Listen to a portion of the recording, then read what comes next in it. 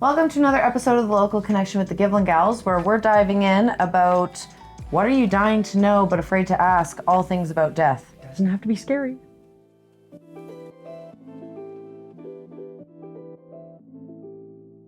Hey, welcome back to The Local Connection with the Givlin Gals. I am so excited today to have Marilyn Moldowan with us, the Death Maven. Yep, you heard me right, the Death Maven. We're going to talk death and everything you've been afraid to ask about it. So welcome. Thank you so much for coming here today. You're welcome. This is so amazing. Thanks for having me. Absolutely so excited. Very excited. So in terms of the Death Maven and who you are, can you tell us a little bit about how this journey of yours came to be and you became the woman that you are today? Well, farmer's daughter from Saskatchewan. The only two things I was allowed to do in 1978 is go into nursing or go into teaching. I chose nursing. So when I was 18 is my very first experience with taking care of people in a nursing home, and of course, they left toes first. So that was my very first experience with death. And I've been in healthcare almost half a century at this point, and an RN for most of that. And I find that people want a venue to talk about death and dying, but they don't know what to ask or how to ask it. And I give people a safe place to do that. So I'm a death care navigator, and I'm a fierce advocate for informed decision making. So when people ask me a question, hold on to your socks because you're going to get a real answer. Okay, let's hold on to our socks, everybody. So I have a question about death. Yeah. We've just, for those of you who know Victoria and I, we've just recently had a loss in our family, and I didn't know so many things that I don't know about the process. I thought I've grown up with animals. I understand how that works. I've had to put animals down, but I didn't know how it related to the human experience. What are the key questions that we should be asking that we don't even know to ask? It depends on the family, depends on the person. So what I find is that, let me give you an example about legacy. Okay, so when people think about wills and estates and legacy projects, they think about money, think about real estate, they think about a name on the side of a building. The way I reframe it is I put some more control in the hands of the person asking the question, and I encourage them to think outside of the casket and think about something like organ donation as a legacy. Either a live donation right now or a donation after you're gone, because your tissues can still be used after you're no longer technically alive. Bill 205 in Alberta allows for that discussion and really encourages organ and tissue donation. So again, when you think legacy, you never think that. Mm-hmm. Legacy around donating your body to science.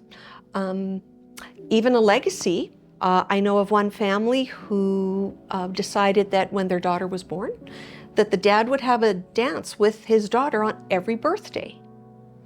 So that, unfortunately, by the time she got married, he was no longer around, but the family played those little clips of him dancing with her on each of her birthdays. And then, of course, her brother danced with her in place of her dad at her wedding. Again, there's just so much, it's just so rich when you think about legacy projects. And that's only one of my 5 pillars that I talk about. That's a great segue into what are the pillars then? The pillars are, again, legacy, untangling the words. Again, what you've experienced is that there's so many descriptors and words and medical terminologies. It's like, what? Mm-hmm. I'm able to help people to just talk them off the ledge, just sit down, and let's just talk about what this all means. So untangling the words, legacy, environmental options for burial. So again, many folks don't like the idea of being buried underground or cremated, but what else is there? I gotcha. There are some other things that we can talk about and think about in terms of what happens to you after you're gone. So environmental projects, humor, die laughing. Humor's the only thing we have control of to take some of the angst and some of the horror away from what can be considered a really ugly death. And so I explore appropriate uses of humor as well. You talked about environmental. I didn't think there was another option. I thought you got to do one or the other, and please explain to me how you find these things out. I'm weird. I like to do that research. I recently went to some funeral conferences. The National Funeral Association of Canada conference was in Winnipeg this last year. And again, this is something that people are interested in. What I found is that there is something in Canada, totally legal, called aquamation. Aquamation. So instead of actually being cremated, your body is dissolved in water. Right. Legal in Canada, the first province that allowed it, I love this. First province that allowed aquamation as an option for body disposition. My home province of Saskatchewan. Very nice. I know, 2012. Plenty of And water so there. it's There's plenty of water there. plenty of water, right? And so that's one option. And of course, I've got information from around the world as well, none that are not legal in Canada, but certainly that's one. There's been talk, again, I need to do some research, that even at sea burials are appropriate in Eastern Canada. I don't have the exact information on that, but I'll certainly, when you contact me, I'll be able to have that information for you. So there's so many different ways of doing it.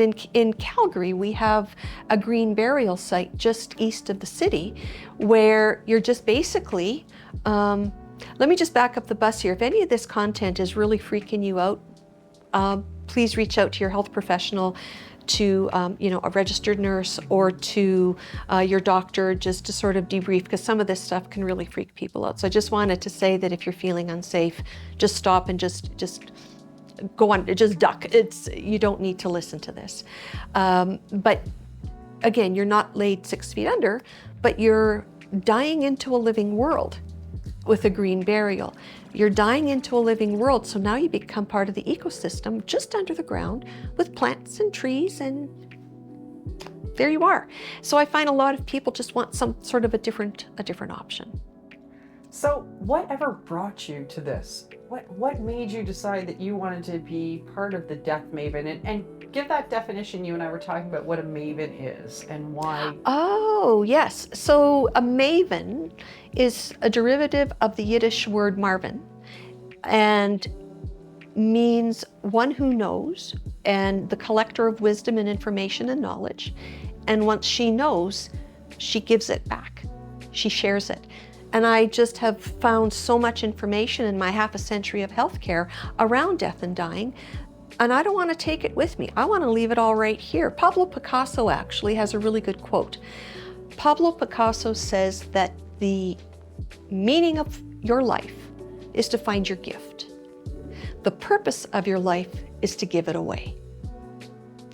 I don't want to take none of this stuff with me when I'm pulled to the big rock show in the sky. I want to leave it all right here. And that's part of why I've started Death Maven, is a half a century. If there's anything I can do to give back and to make people's journey, more chill, absolutely.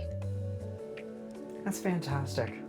Yeah, I definitely think it's a fascinating topic, and it's something that so many of us try to avoid discussing, Right, or totally, just yeah. avoid, especially in your younger years, you're like, I'm invincible, I will never happen. Yeah. And then, but the scary part with the world is that you never know. There's no way of knowing when it's your turn, and it could, the Grim Reaper waits for no one. When it's his turn, he gives you a call, and it's time to go. So in terms of when would be a good time to have that conversation with you? Right now. Okay. So let me say, so Grim Reaper, this is my way actually of grabbing that death by the scruff of its stinky, slimy neck, sitting him down and tell him, stop being a bully. Mm-hmm. Just stop it. Who gave you permission to take away my love of, don't be putting your fear on me. I love that. Grab him and just say, sit down. Yeah, whatever. You can wait. Because you see, when we will die, but we will never unlive. It's beautiful. Right? And so the Reaper, that death dude, whatever, he's just a bully. Mm-hmm. It's like, he doesn't get my life. Mm-hmm. No, you'll get my death when I'm done with this, but you'll die, but you will never unlive. So live it up.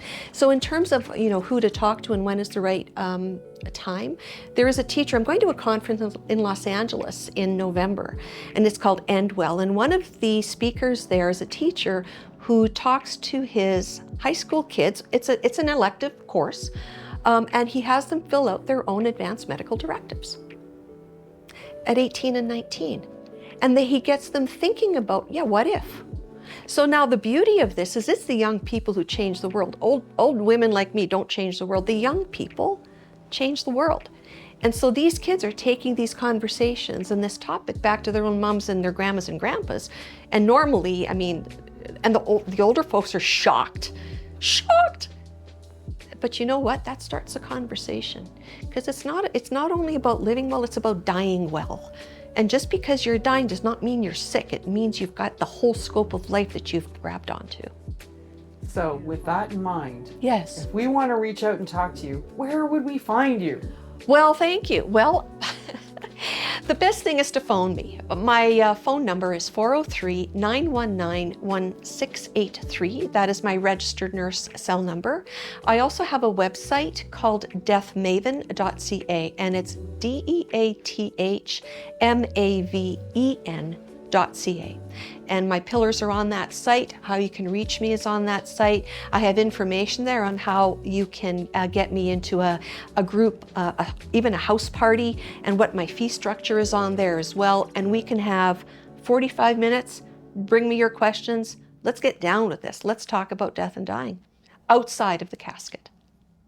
That is fantastic. Thank you so much. I bet you never knew you were going to get this much information about death and dying. Marilyn, thank you so very much for You're joining us welcome. today. Thank you for being so brave to have me on. Of course. Love it. Thanks for tuning in for another episode of The Local Connection, reminding you that success is just a strategy away. Stay tuned for more actionable insights on The Local Connection. Until next time, thrive in your marketing endeavors.